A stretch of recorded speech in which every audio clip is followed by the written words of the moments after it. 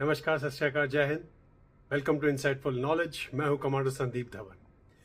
आज एक बहुत ही महत्वपूर्ण मुद्दे पे बात करने वाले हैं और जो बॉम्बशेल भारत पे गिरा वो है 25%, 25% जो टैरिफ है वो भारत पे अमेरिका ने लगा दी है। और अभी बात बिल्कुल खत्म नहीं हुई है, उसके ऊपर काफी सारे निगोशिएशंस चल रहे हैं और वो चलते रहेंगे। कहा जा रहा है कि अक्टूबर तक। तो सभी जानते हैं कि 1 अगस्त 2025 से 25% भारत के ऊपर टैरिफ लगा दिया है अमेरिका ने, यूएसए ने, और इसके ऊपर बातें चल रही हैं। तो ये गिरावट हुई है। 26% उन्होंने कहा था, उसके ऊपर फिर 90 डेज का एक पॉज दिया था उन्होंने और अब इसको 25% पे लाके खड़ा किया है। तो भारत के लिए अगर यूएसए इंपॉर्टेंट है तो यूएसए के लिए भारत भी बहुत इंपॉर्टेंट है, क्योंकि याद रखिए कि भारत को जो अगर तीसरी सबसे बड़ी जो एफडीआई, जो फॉरेन डायरेक्ट इन्वेस्टमेंट मिलता है, वो यूएसए से मिलता है। पहले नंबर पे जो है वो है सिंगापुर, जहां से 30% के आसपास एफडीआई आता है। मॉरिशस से 17% और यूएसए से जो है वो 11% आता है। तो टोटल जो है उसका करीब लगभग $9 बिलियन जो है इन्वेस्टमेंट जो था 2024-25 में भारत के पास यूएसए से आया है। तो इसमें कोई दो राय नहीं है। और साथ ही भारत का बहुत बड़ा बिजनेस है, एक्सपोर्ट्स हैं। भारत के 2024 में 86.5 बिलियन का जो एक्सपोर्ट्स था वो यूएसए गया था। तो ये बहुत बड़ी संख्या है। जो भारत का एक्सपोर्ट्स है पूरे विश्व में जाता है, उसका 18% जो है वो यूएसए में जा रहा है। इसमें मेन जो है, मूलतः जो बड़ी जो चीजें हैं जहां पे कॉन्सेंट्रेट करता है भारत, वो है ज्वेलरी जो होती है, उसके बाद फार्मास्यूटिकल जो दवाइयां वगैरह हैं, जिसके लिए भारत को फार्मेसी ऑफ द वर्ल्ड कहा जाता है। फिर इंफॉर्मेशन टेक्नोलॉजी है, प्रोफेशनल सर्विसेज उसके साथ एसोसिएटेड है। लेकिन जो यूएसए की जो परेशानी है उनको, वो ये है कि जो भारत के साथ उनका ट्रेड डेफिसिट है, मतलब कि भारत एक्सपोर्ट ज्यादा करता है, इंपोर्ट कम करता है। तो वो 45.7 बिलियन था पिछले साल। जिस तरह से हम चिंता करते रहते हैं कि चीन के साथ हमारा ट्रेड डेफिसिट बहुत ज्यादा हाई है, वही चिंता यूएसए को है। तो यस, भारत इसके ऊपर बहुत गंभीरता से इसके ऊपर विचार कर रहा है कि ये किस तरह से ये इसको कम किया जाए और ये बात को आगे बढ़ाया जाए। तो देख लेते हैं कि मेन जो चीजें हैं जिसमें भारत की जो एक्सपोर्ट्स हैं जो यूएसए को जा रही हैं वो क्या क्या हैं। इसमें मेन जो आता है वो उसमें आ जाता है फार्मा, जो 33% जो है भारत का जो फार्मा जाता है वो यूएसए को जाता है। 12.73 बिलियन 2024 में ये फार्मास्यूटिकल्स जो थे भारत ने एक्सपोर्ट किए थे यूएसए को। और ये याद रखिए कि ये जेनेरिक ड्रग्स होती हैं और इसमें जो पट्टियां होती हैं, जो बैंडेजेस कहते हैं, गॉजेस होते हैं, फिर कैंसर ट्रीटमेंट की दवाई होती है, पेन रिलीवर, फीवर, इस तरह की बहुत सारी दवाइयां हैं। लेकिन ये जेनरिक, जो वैसे मैंने वर्ड यूज किया तो इसके बारे में बता दूं कि जेनरिक मेडिसिन क्या हैं, जेनरिक ड्रग्स क्या हैं।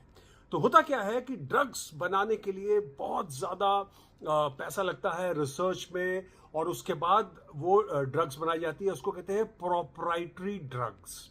प्रोप्राइटरी ड्रग्स जब एक उसका पेटेंट एक समय के बाद खत्म हो जाता है, फिर आम देश जो होते हैं उस ड्रग्स को बना सकते हैं। तो भारत की जो है उसमें महारत हासिल है। उस ड्रग्स का जब पेटेंट खत्म हो जाता है तो उसको जेनरिक ड्रग बनाने में वो उतनी ही पावरफुल होती है, उसके इंग्रेडिएंट्स भी उतने ही बढ़िया होते हैं, लेकिन ये बहुत सस्ती होती है। तो इसमें भारत जो है इस समय तीसरे नंबर पे है विश्व में, अगर आप जस्ट वॉल्यूम की बात करें। मेन जो उसमें बड़ी बड़ी कंपनीज हैं जिनको संकट आ सकता है वो है सन फार्मा, डॉक्टर रेड्डीज, लुपिन, अरबिंदो और सिप्ला जैसी कंपनीज आती हैं। फिर आ जाता है स्मार्टफोन, जिसमें आपने देखा होगा कि भारत ने बहुत ज्यादा प्रोग्रेस की है। पहले तो सैमसंग के साथ और उसके बाद अभी एप्पल के साथ भारत ने काफी अच्छी सांठगांठ की है। जो फिर भी अभी 50% जो चाइना और वियतनाम से जो है स्मार्टफोन्स जा रहे हैं, ये यूएसए को जा रहे हैं। लेकिन भारत की बहुत अच्छी ग्रोथ रही है इसमें, 240%, 240% जो भारत की ग्रोथ रही है। और इस समय जो यूएसए में जो स्मार्टफोन्स आ रहे हैं वो भारत से, वो 44% जो है इंपोर्ट उनका वो स्मार्टफोन्स का बन जाता है। तो ये बहुत बड़ी संख्या है। और 14.6 बिलियन का एक्सपोर्ट जा रहा है भारत का इस समय स्मार्टफोन्स का और इलेक्ट्रॉनिक्स का यूएसए की तरफ। ज्वेलरी एक हमारा एक और बहुत ही सटीक और सुदृढ़ एक हमारा एक्सपोर्ट है, जिसमें ज्वेलरी और प्रेशियस स्टोन्स जैसे कि हीरे जवाहरात वगैरह होते हैं वो आते हैं। 30% से ज्यादा जो है एक्सपोर्ट जो है वो भारत का वो यूएसए को जाता है। 11.88 बिलियन का ये एक्सपोर्ट है। और इसमें टोटल जो भारत का एक्सपोर्ट जा रहा है वो 30 बिलियन जा रहा है पूरे विश्व में। टाइटन, पीसी ज्वेलर्स, कल्याण ज्वेलर्स जैसी बड़ी बड़ी कंपनीज जो हैं, इनको इससे काफी क्षति पहुंच सकती है। फिर होम लिनन, मतलब कि जो घर में आपके बेडरूम में या किचन में जो भी कपड़े वगैरह यूज होते हैं, कवर यूज होते हैं, बेडशीट यूज होती हैं, उन सब का भी भारत का काफी ज्यादा महारत हासिल है। 36% जो यूएसए में इस तरह के आइटम्स आ रहे हैं वो भारत से आ रहे हैं। 6 बिलियन की उसकी हमारी एक्सपोर्ट्स है यूएसए को। और इसके साथ ही क्लोथिंग जो है भारत की, उसमें भी काफी अच्छी महारत हासिल है। तो उसमें भारत लीडर है एक्टिव शर्ट्स में, बेबी क्लोथिंग में, सूट्स में और हाइकिंग शूज और इस तरह के चीजों में। तो ये 10.65 बिलियन का एक्सपोर्ट जाता है भारत का यूएसए को। और टोटल जो टेक्सटाइल एक्सपोर्ट्स का ये 28% बन जाता है भारत का। और इसमें जो मेन आ जाती हैं कंपनीज जिनको अफेक्ट होने वाला है वो है केपीआर मिल, अरविंद, पेज इंडस्ट्रीज, वर्धमान और गोकुलदास। तो आगे बढ़ते हुए हम देखते हैं कि श्रिम्प्स और प्रॉन्स, ये जो है सी प्रोडक्ट जो है, इसका भी काफी ज्यादा भारत को एक्सपोर्ट मिलता है यूएसए की तरफ। 41% जो भारत का इस क्षेत्र में जो एक्सपोर्ट है वो यूएसए जाता है। 4.8 बिलियन का एक्सपोर्ट गया था 2024 में भारत की तरफ से। पेट्रोलियम ऑयल के जो प्रोडक्ट्स होते हैं वो भी भारत, जैसे ट्रांसफॉर्मर ऑयल हो गया, मोटर फ्यूल हो गया, ये सब एक्सपोर्ट करता है यूएसए को। 3.2 बिलियन का एक्सपोर्ट किया था 2024 में। फिर सोलर पैनल पे भी काफी भारत की पकड़ होती जा रही है। 1.94 बिलियन का एक्सपोर्ट किया था भारत ने यूएसए को। और ये 98.5%, बहुत हाई है, यूएसए को जा रहा है भारत का सोलर पैनल का एक्सपोर्ट। मशीनरी, न्यूक्लियर रिएक्टर, आप सोचेंगे कि अरे ये कैसे, बॉयलर्स, ये सब भी भारत से काफी जा रहे हैं यूएसए में। और 7.1 बिलियन का एक्सपोर्ट हो रहा है। इसमें भेल, थर्मेक्स, एबीबी, हेवल एंड पॉलीकैब जैसी बड़ी बड़ी कंपनीज जो हैं उनको क्षति पहुंच सकती है अगर वो 25% उसके ऊपर टैक्स लग जाएगा। फिर ऑर्गेनिक केमिकल्स जो हैं वो 3.63 बिलियन के एक्सपोर्ट कर रहे हैं अमेरिका को। आयरन एंड स्टील के जो प्रोडक्ट्स होते हैं उनको हम वहां पे 2.83 बिलियन का एक्सपोर्ट कर रहे हैं। फिर ऑटो पार्ट्स और कुछ कुछ छोटी संख्या में व्हीकल्स भी हैं जिनका हम एक्सपोर्ट कर रहे हैं। 2.8 बिलियन का 2024 में रहा था। और ये 29.1% है भारत का टोटल एक्सपोर्ट जो ऑटो पार्ट्स का होता है वो यूएसए को जाता है। इसमें बड़ी कंपनीज जैसे टाटा मोटर्स, संवर्धन Motherson, Bharat forge, Bosch India, ये सब इन्वॉल्व हैं। फर्नीचर भी भारत एक्सपोर्ट करता है यूएसए को। 1.4 बिलियन का इसका जो पिछले साल का आंकड़ा रहा था। फिर एग्रो प्रोडक्ट्स, जो कि बहुत जिसकी बातें चलती रहती है कि भाई ये एग्रो प्रोडक्ट्स क्या है, तो भारत काफी बड़ी संख्या में एग्रो प्रोडक्ट्स या बेसिकली एग्रीकल्चर आइटम्स या खाने पीने का सामान उनको भेजता है। और इस 5.75 बिलियन का इसकी संख्या रही है पिछले साल। 11.5% जो था टोटल एक्सपोर्ट उसका भारत की तरफ से यूएसए को गया था। KRBL इंडस्ट्रीज, अवंती फीड्स और LT फूड्स जैसी कंपनीज जो हैं ये अफेक्ट कर जाएंगी इसके साथ। IT सर्विसेज सबसे बड़ा जो मैं आपको बताने जा रहा हूं, इंफॉर्मेशन टेक्नोलॉजी और जो साथ में एसोसिएटेड सर्विसेज हैं हमारी जो हम प्रोवाइड करते हैं, ये भारत का सबसे बड़ा है। और 33 बिलियन जो ऑलमोस्ट टोटल एक्सपोर्ट का 40% बन जाता है, इतनी बड़ी संख्या है इसकी। और ये बहुत ज्यादा इफेक्ट होएगा। इसमें बड़ी बड़ी जो मिड कम कैप से लेकर लार्ज कैप तक की कंपनीज जो है इसमें इन्वॉल्व हैं। TCS, इन्फोसिस, विप्रो, HCL जैसी कंपनीज जो हैं इसमें इनको काफी घाटा होने वाला है अगर ये 25% पे रह जाता है तो एग्जम्पशंस मिल रहे हैं। तो पूरी तरह से बात अभी तक खत्म नहीं हुई है। कुछ उन्होंने कहा है कि हम एग्जम्पशंस देंगे, क्योंकि अगर आप वो एग्जम्पशंस नहीं देंगे तो उनके जो कंज्यूमर्स हैं उनको भी बहुत घाटा होएगा। और उसमें फार्मास्यूटिकल्स के ऊपर अभी तक यूएसए ने कहा हुआ है कि एग्जम्पशंस देंगे। एनर्जी प्रोडक्ट्स जो हैं जैसे सोलर पैनल्स और इस तरह की चीजें हो गई, उसके ऊपर वो देंगे एग्जम्पशन। और इलेक्ट्रॉनिक्स जो मतलब कि जैसे स्मार्टफोन और लैपटॉप और इस तरह की जो भी चीजें अगर भारत दे रहा है उनको, उस पे भी एग्जम्पशन रहेगा। तो ये भारत के लिए एक सेविंग ग्रेस है, क्योंकि ये काफी बड़ा यहाँ पे क्षेत्र था जिसमें भारत को काफी क्षति पहुंच सकती थी। तो भारत इंपोर्ट क्या करता है यूएसए से? अगर भारत एक्सपोर्ट कर रहा है तो इंपोर्ट भी कर रहा है, तभी इसीलिए भारत का डेफिसिट इस समय आ रहा है यूएसए के साथ। तो उसमें एयरक्राफ्ट है और उसके एरोस्पेस इक्विपमेंट है, ये बहुत बड़ी संख्या में 3 बिलियन से ज्यादा का भारत ने 2024 में उनसे लिया था। प्लास्टिक 1.8 बिलियन, मेडिकल इक्विपमेंट लेते हैं हम वहां पे से काफी सारा, तो 1.52 बिलियन का इक्विपमेंट लिया था। और साथ में फार्मास्यूटिकल जो ड्रग्स हैं वो भी लेते हैं, क्योंकि कुछ एडवांस जो ड्रग्स जो कि जेनरिक कैटेगरी में नहीं आती हैं और प्रोप्राइटरी कैटेगरी में आती हैं वो लेते हैं। तो 636 मिलियन के आसपास वहां से हमने इंपोर्ट किया था। डिफेंस एंड सिक्योरिटी इक्विपमेंट हम काफी संख्या में लेते रहे हैं उनके साथ, और ये 4 बिलियन का रहा था इसके पिछले साल का आंकड़ा। और ऑयल एंड पेट्रोलियम प्रोडक्ट्स जो हैं 12.29 बिलियन। और जो लेटेस्ट जो खबर आ रही है कि इसमें बहुत ज्यादा ग्रोथ हो रही है। काफी कंपनीज ने ऑयल जो है रशिया से कम कर दिया है या लेने बंद करने की सोच रहे हैं, तो उसमें काफी रशिया से गिरावट आने वाली है, जो कि जिसका मेन जो था यूएसए को ऑब्जेक्शन था। फिर इंजीनियरिंग मशीनरी एंड इक्विपमेंट जो है 5.78 बिलियन ये इंपोर्ट हो रहा है वहां से हमारे पास। ऑटोमोबाइल इसके जो और लोकोमोटिव और इसके पार्ट्स वगैरह ये 1.4 बिलियन की संख्या में हम ले रहे हैं उनसे। और फिर आ जाता है केमिकल्स एंड फर्टिलाइजर्स। अगर आपको याद हो, इसने पिछले दिनों ट्वीट किया था कि भारत को काफी ज्यादा फर्टिलाइजर्स में प्रॉब्लम हो रही थी, जिसमें चीन बहुत ज्यादा परेशान कर रहा था, क्योंकि स्पेशलाइज्ड फर्टिलाइजर्स थे। तो भारत क्योंकि जेनरिक फर्टिलाइजर्स बनाता है, तो ये भी काफी बड़ी संख्या में यूएसए से इंपोर्ट हो रहा है। यहां पे हम बढ़ोतरी कर सकते हैं अगर हमारा प्रोडक्ट उनके पास है।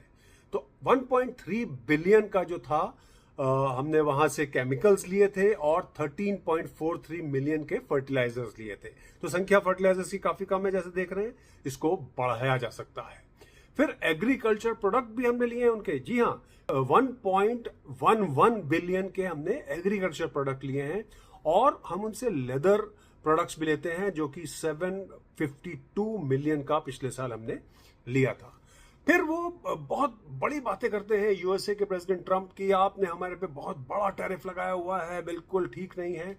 तो वो या तो आम जनता को वर्गलाना चाहते हैं, या उनको खुद को पता नहीं है, या उनकी टीम उनको ठीक से बता नहीं रही है, या एक पूरा ये एक शो चल रहा है जिससे भारत को दबाया जाए और परेशान किया जाए। तो मैं आपको बता देता हूं, जो इंडियन जो टैरिफ है, जो भारत जो उनके ऊपर उनके प्रोडक्ट के ऊपर टैरिफ लगाता है, ये 2022 की बात है। इसमें कुछ चेंजेस हो सकते हैं, क्योंकि लेटेस्ट जो फिगर्स हैं इस समय हमारे पास उपलब्ध नहीं है। तो स्टोन एंड जो ग्लास वहां से भारत इंपोर्ट कर रहा है, उसके ऊपर 10.89% का टैक्स लगता है। कंज्यूमर गुड्स के ऊपर 10.29, प्लास्टिक एंड रबर के ऊपर 9.21, वेजिटेबल्स के ऊपर 10.38, ट्रांसपोर्टेशन से एसोसिएटेड जो चीजें होती हैं उसके ऊपर 13.52, फूड प्रोडक्ट्स ये एक हमारा एरिया है जहां पे हम उनके ऊपर काफी ज्यादा 39.88% टैरिफ लगाते थे, जो कि अब इंक्रीज होके 65% पहुंच गई है, क्योंकि ये सेंसिटिव एरिया है। इसके ऊपर हम आते हैं। फिर एनिमल प्रोडक्ट्स जो हैं, मीट वगैरह और इस तरह की चीजें 30.47%। फिर हाइड्स एंड स्किन जो होती है वहां से आती है हमारे पास, तो 9.82%। और फुटवेयर के ऊपर 25.98% का हम उनके ऊपर टैरिफ लगाते हैं। याद रखिए, फिर से रिपीट कर देता हूं मैं, ये 2022 के फिगर्स हैं और इसके ऊपर कोई लेटेस्ट फिगर्स अवेलेबल नहीं है किसी भी विश्वसनीय सूत्र पे, जैसे कि जो भारत की जो पीआईबी इशू होती है या यूएसए की कोई वेबसाइट से इशू होती है, तो वो नहीं है, इसलिए इसके ऊपर कहना मुश्किल है थोड़ा। तो आ जाते हैं हम एग्रीकल्चर की तरफ। तो भारत का जो एग्रीकल्चर है ये बहुत सेंसिटिव इश्यूज है, और भारत ने बताया भी है यूएसए को कि भाई ये हमारा सेंसिटिव मामला है, क्योंकि 16% जो भारत का जीडीपी है वो एग्रीकल्चर के ऊपर डिपेंड करता है, लेकिन 46% जो एम्प्लॉयमेंट जनरेट होता है वो एग्रीकल्चर से होता है।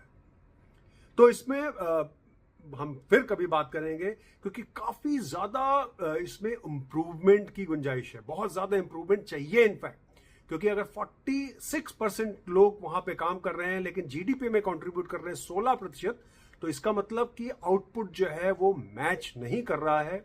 और इसीलिए जो फार्म रिफॉर्म्स जो भारतीय सरकार लाने वाली थी वो खारिज कर दिए गए थे, लेकिन वो बहुत ज्यादा इंपॉर्टेंट थे और उसके बिना ये बात आगे नहीं बढ़ पाएगी। बहरहाल 197 मिलियन जो है भारतीय जो हैं उसमें इन्वॉल्व हैं और खेती बाड़ी में, और हमारा जो प्रोडक्शन रहा है वो 315.7 मिलियन टन्स का फ्रूट प्रोडक्शन रहा है हमारा, और 53.1 बिलियन का हमने एग्रीकल्चरल एक्सपोर्ट किया था पिछले साल। तो इसमें ग्रोथ भी है, 5% के आसपास इसमें ग्रोथ है। और लेकिन इसी पे बात करते हुए मैं आपको ये भी बता दूं कि जैसे जो इंडियन फार्मर्स हैं, ये हम सेंसिटिव बात इसलिए है क्योंकि हम भारतीय जो फार्मर्स हैं ये सारे छोटे छोटे फार्मर्स हैं। एवरेज जो है 1.08 हेक्टेयर है वो भारतीय फार्मर के पास है, जबकि 187 हेक्टेयर पर फार्मर यूएसए के फार्मर्स के पास है। तो बहुत बड़ा डिफरेंस है। तो ये इससे क्या होगा कि जो भारतीय अगर भारत वहां से इंपोर्ट करने लग जाए एग्रीकल्चर प्रोडक्ट्स, तो ये छोटे छोटे जितने भी फार्मर्स हैं ये कहीं टिकने वाले नहीं है। एक तो इनका प्रोडक्शन कम है, तो इनकी प्रोडक्शन की कॉस्ट हाई हो जाती है, और साथ ही ये बहुत छोटे हैं तो कॉम्पीट नहीं कर पाएंगे। फिर आ जाते हैं डेयरी, जो कि अगेन एक बहुत ही सेंसिटिव इशू है भारत में। इसमें कई मुद्दे हैं।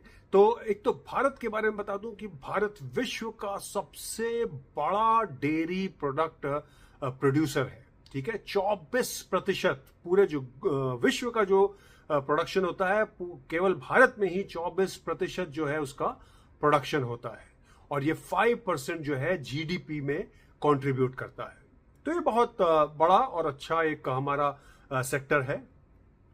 भारत की जो इशू है वहां पे उनके साथ एक तो फिर से वही वाली बात आ जाती है कि जो फार्मर्स हैं, जो छोटे फार्मर्स हैं, उनके पास 2 से 3 जो है मवेशी रहते हैं, कैटल रहते हैं हर फार्मर्स के पास एवरेज।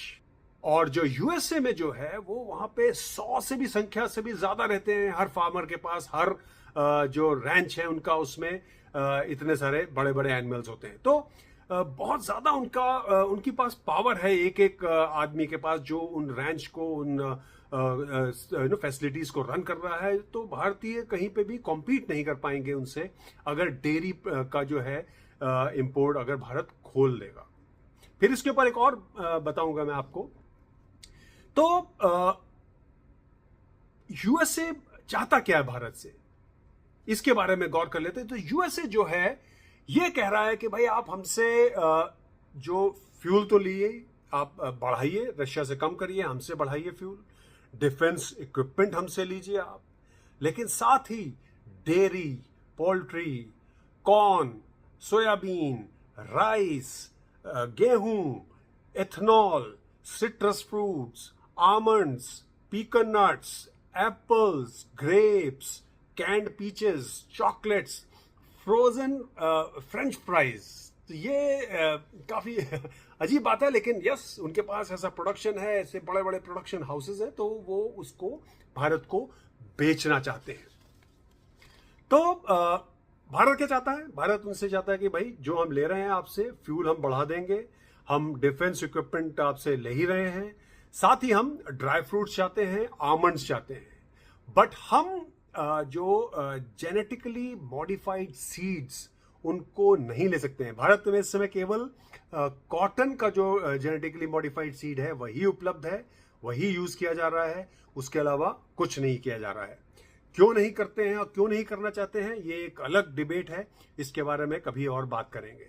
फिर डेयरी जो है उसको भी भारत नहीं चाहता है इंपोर्ट हो वहां से। एक तो भारत का खुद का जो पूरा सिस्टम है वो रह जाएगा, दूसरा वहां पे जो है यूएसए में जो एनिमल है उनका, जो जिससे दूध निकालते हैं, उसको नॉन वेज फीड दिया जाता है, जो कि भारत में बिल्कुल भी एक्सेप्टेबल नहीं होएगा। इसीलिए ये दूसरी एक इसमें प्रॉब्लम है।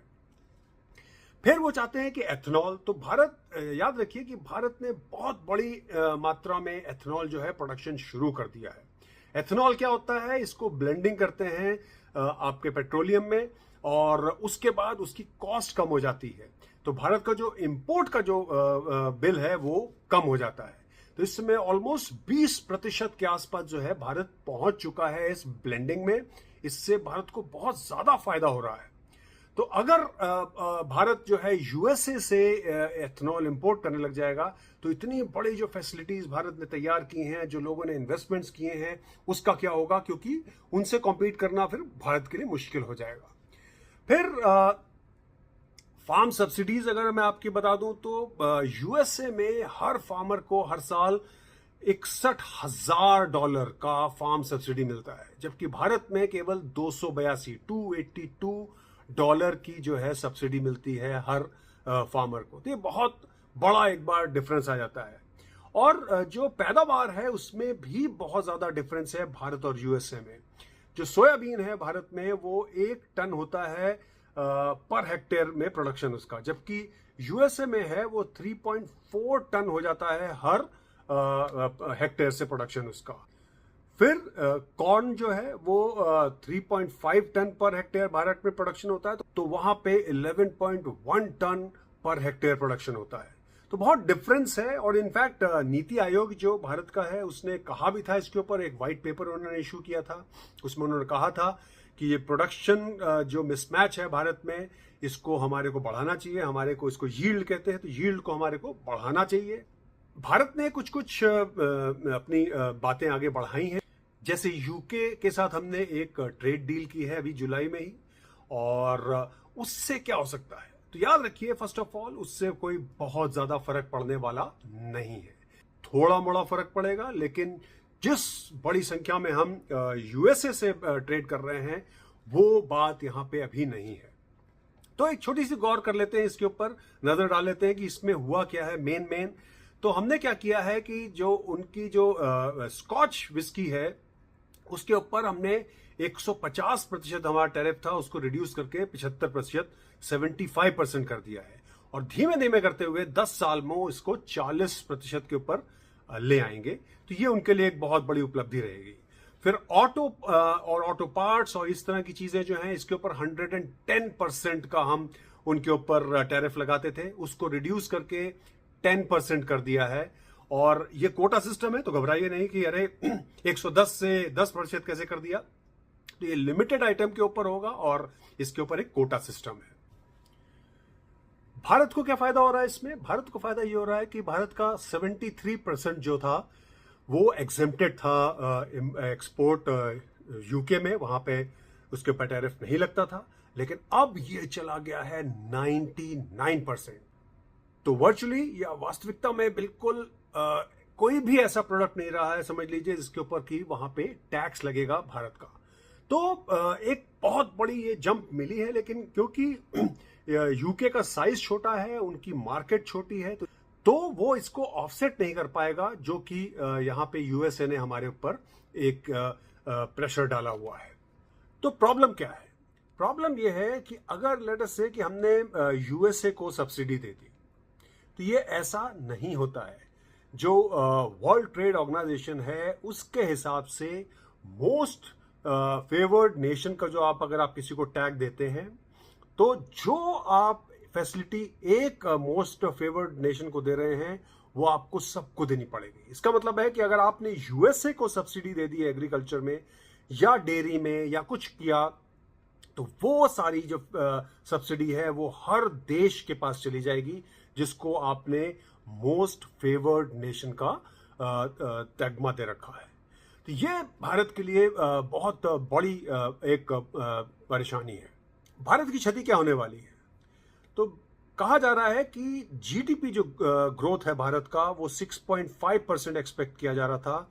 अब इसमें 0.2 से 0.3% तक की गिरावट आ सकती है अगर ये 25% के नीचे भी आ गया, जैसे कि भारत एक्सपेक्ट कर रहा था 15 से 20% के बीच में। तो इसका मतलब ये हो गया कि 6.2 से 6.3% के बीच में भारत की जीडीपी ग्रोथ चली जाएगी।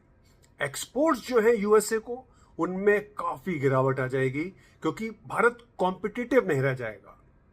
और उसके ऊपर हम गौर करेंगे कि कॉम्पिटिटिव क्यों नहीं रह जाएगा। तो गिरावट जो होगी वो लोग कह रहे हैं कि 60.6 बिलियन तक का जो भारत का एक्सपोर्ट्स है वहां पे हो जाएगा, जो कि ऑलमोस्ट 87 बिलियन डॉलर का चल रहा था। क्योंकि कॉम्पिटिटिवनेस की जो एज है भारत की, उसको ब्लंट किया जा रहा है इस 25% के जो टैरिफ से। अब आप जापान को देख लीजिए, उन्होंने नेगोशिएट करके इसको 15% पे ले आए हैं। साउथ कोरिया का भी यही है, 15% है। यूरोपियन यूनियन का 15% है। इंडोनेशिया का 19% है। फिलीपींस का 20% है। बांग्लादेश क्योंकि अग्री नहीं किया था उनको बेस देने के लिए, कॉरिडोर में जो म्यांमार जाने का कॉरिडोर है उसमें भी वहां पे बहुत ज्यादा कुछ काम नहीं हो रहा है, तो उनके ऊपर 35% का बम्बार्डमेंट किया गया है। वियतनाम जो है उसको 46% से 20% पे ला दिया गया है, तो बहुत बड़ी गिरावट वहां मिली है। कंबोडिया, थाईलैंड, उनका 36% था, उसको गिरा के 19% कर दिया गया है। पाकिस्तान का भी इवन 19% कर दिया गया है। तो याद रखिए कि अगर आप ट्रंप जो हैं उनकी बात के साथ अग्री कर जाएं, हाथ में हाँ मिलाते रहें, तो आपका 19% हो जाएगा। तो थाईलैंड ने, कंबोडिया ने, पाकिस्तान ने, किसी ने भी ये नहीं कहा कि सीज फायर ट्रंप साहब ने नहीं कराया है, नोबेल प्राइज उनको दीजिए। तो इन्होंने ऐसा कुछ नहीं अपोज किया, तो उनको 19% पे लाके खड़ा कर दिया। तो ये कॉमनैलिटी है, आप ये ध्यान रखिए इसके ऊपर। चीन का जो है 147% से 30% लाके खड़ा कर दिया गया है और अभी उनके डिस्कशंस चल रहे हैं।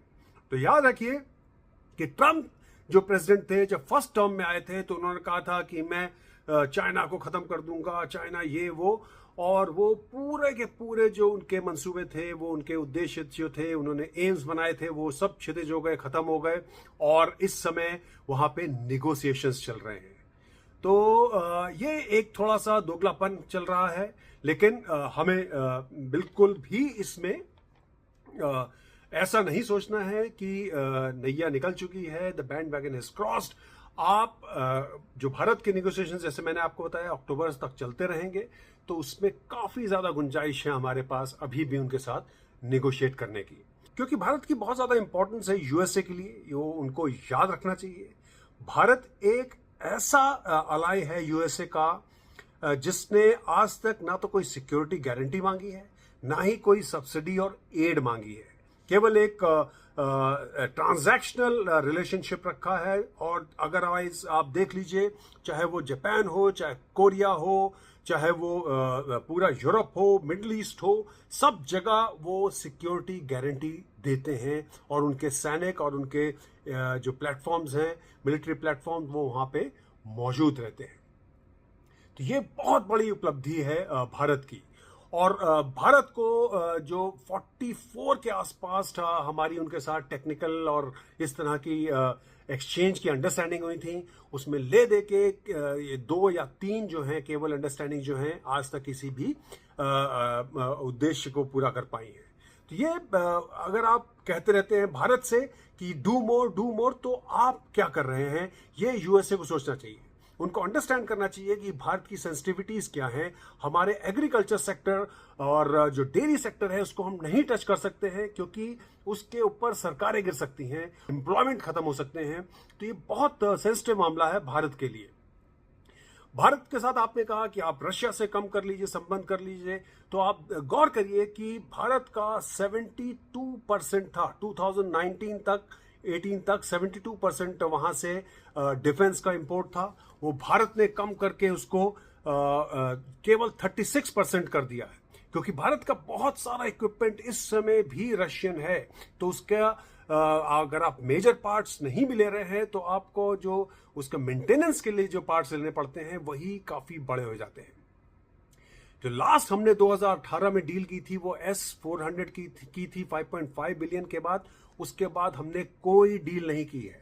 इनफैक्ट जो भारत के जो विदेश सचिवालय के लोग हैं उन्होंने क्लियर कर दिया है कि हम Su-57 भी नहीं ले रहे हैं। अगर हम F-35 नहीं ले रहे हैं तो आपको बहुत ज्यादा चिंता करने की कोई जरूरत नहीं है। तो भारत ने यूएसए के साथ एक बहुत बढ़िया संबंध बनाए हैं पिछले 24 सालों में, और इसको इस तरह से क्षतिज नहीं करना है, क्योंकि भारत और यूएसए का जो प्लान है $500 बिलियन का बायलैटरल ट्रेड, तो अगर आपने इस तरह से इसको क्षतिज कर दिया तो फिर वो वहां तो क्या जाएगा, जिस तरह से मैंने बताया कि ये बल्कि कम हो जाएगा। और इसके साथ आप पुश कर रहे हैं भारत को कि जो चीन की तरफ, और जिस तरह से रशिया और चीन चाह रहे हैं कि आप एक RIC जो गठबंधन है उसको बना लीजिए और आप यूएसए को टक्कर दीजिए, अपनी करेंसी बना लीजिए, बायलैटरल ट्रेड जो है उस करेंसी में होगा और वगैरह वगैरह। तो भारत जो है क्वाड में एक बहुत महत्वपूर्ण एक मेंबर है, और इनफैक्ट जो रिवाइवल हुआ था इसका, वो भी भारत का उसमें बहुत बड़ा एक हाथ था। और अगर भारत उसमें उसको एक मिलिट्री अलायंस नहीं बना रहा है तो उसका भी आपको ध्यान रखना है, क्योंकि भारत का अगर नॉर्थ में चीन है तो वेस्ट में जो है पाकिस्तान है। दोनों ही एग्रेसिव हैं भारत की तरफ, दोनों ही भारत में जो है टेररिज्म फैलाते रहते हैं, और इनकी दोनों की साठगांठ है जो कि ऑपरेशन सिंदूर के दौरान दिखी थी। तो भारत को इन दोनों से अकेले मुकाबला करना है, तो आप भारत को वीक करने की कोशिश कर रहे हैं। तो इसमें कई बार भारत को यूएसए की जो नीयत है उसके ऊपर भी संदेह हो जाता है। तो अभी भी बहुत कुछ करना है भारत को और आगे बढ़ाना है। तो बहरहाल मैं सोचता हूं कि इतना ही रखते हैं आज, और कुछ क्लैरिटी आपको दी होगी मैंने कि भारत का क्या मुद्दा है, यूएसए का मुद्दा क्या है, हम समझते हैं उनको। और भारत इनफैक्ट जो सोयाबीन का जैसे ऑयल जैसे है, हम भारत जो है भारत बाहर से मंगवाता है काफी ज्यादा।